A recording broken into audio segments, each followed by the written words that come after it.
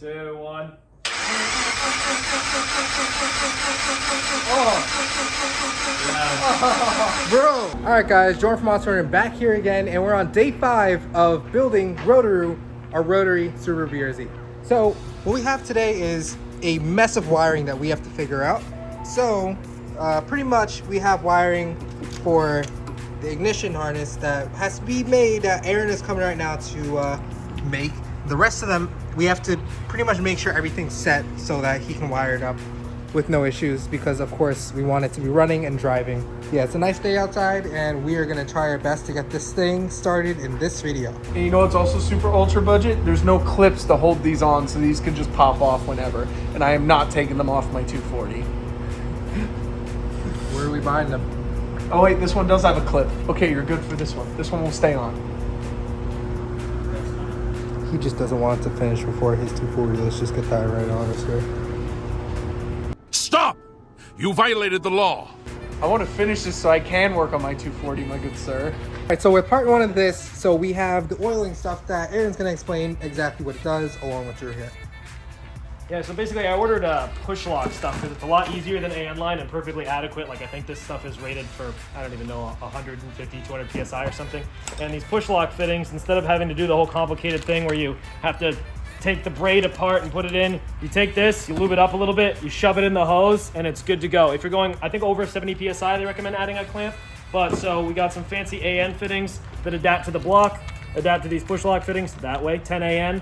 And then when we get an oil cooler, we'll just route it along the frame rail, put it right here. For right this second, we're just gonna loop it, but Drew's gonna take care of that, installing all this in the block so that our rotary doesn't blow up. It needs oil. Yep.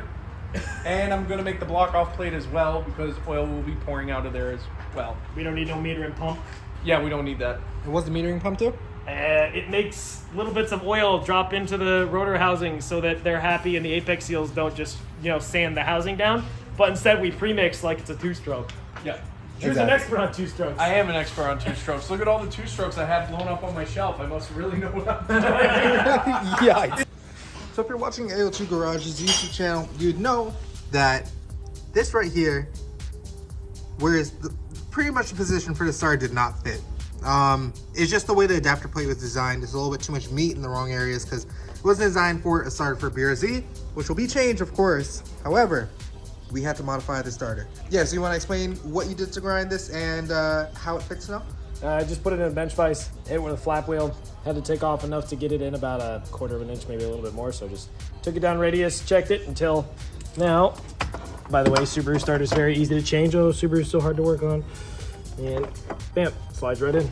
So I've got the RX-7 wiring manual pulled over in a couple different places, and basically this is the chart of the wires, 1A through 1O in this case, and here's the actual connector. So this is 1A, 1B, 1C, we skip 1D, 1E, 1F, and 1G and H. These are the igniter trailing front rotor and the igniter leading, for example. So those are some of the main ones we need for this to run. This is battery positive, etc. I'm trying to label them, and then I'm gonna have to lay them out in the car, cut them to length, pin them into the other connectors, and then this thing should actually work.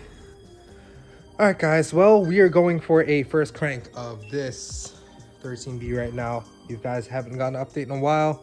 This is your update.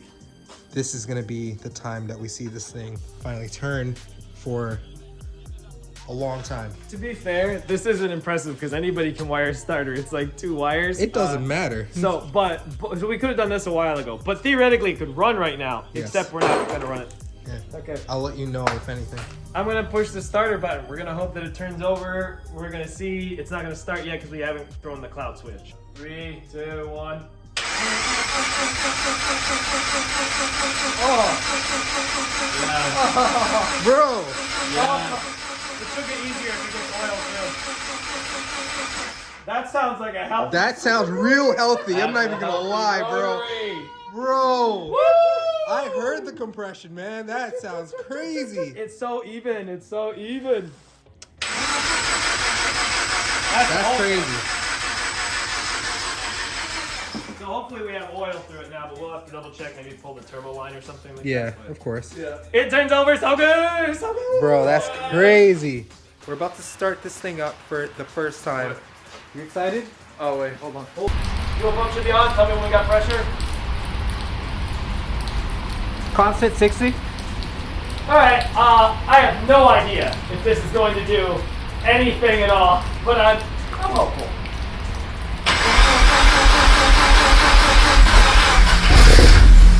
Oh! I'm genuinely. Oh my god! Come on.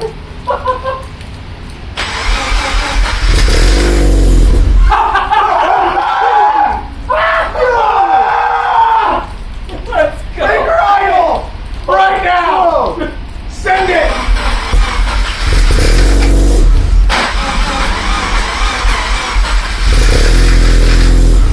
Let it idle. It's not idling, but it runs! Woo! That might be because of the map, though. Because of what? The map. Could be. Or we have a vacuum leak or any number of things.